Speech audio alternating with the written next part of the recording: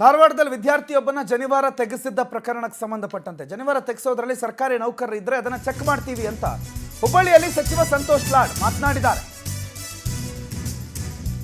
ಖಾಸಗಿ ಸಂಸ್ಥೆನ ಸರ್ಕಾರದ ಸಿಬ್ಬಂದಿನ ಚೆಕ್ ಮಾಡ್ತೀವಿ, ಖಾಸಗಿಯವರಾದ್ರೆ ಅವ್ರ ಮನಸ್ಥಿತಿ ಸರಿ ಇರಲ್ಲ ಅಂತ ಮಾತನಾಡಿದ್ದಾರೆ ಹುಬ್ಬಳ್ಳಿಯಲ್ಲಿ ಸಚಿವ ಸಂತೋಷ್ ಲಾಡ್. ಖಾಸಗಿ ಸಂಸ್ಥೆ ಆದ್ರೆ ಅವ್ರ ಮನಸ್ಥಿತಿ ಸರಿ ಇರಲ್ಲ, ಖಾಸಗಿ ಸಂಸ್ಥೆ ಮಾಡಿದ್ರೆ ಅದನ್ನ ಏನು ಮಾಡೋದಕ್ಕಾಗುತ್ತೆ, ಸಂಸ್ಥೆಗೆ ಮೊದಲು ನೋಟಿಸ್ ಕೊಡಬೇಕು, ಲಿಖಿತ ರೂಪದಲ್ಲಿ ದೂರು ಕೊಟ್ಟರೆ ಕ್ರಮ ಕೈಗೊಳ್ತೀವಿ ಅಂತ ಹುಬ್ಬಳ್ಳಿಯಲ್ಲಿ ಸಚಿವ ಸಂತೋಷ್ ಲಾಡ್ ಮಾತನಾಡಿದ್ದಾರೆ.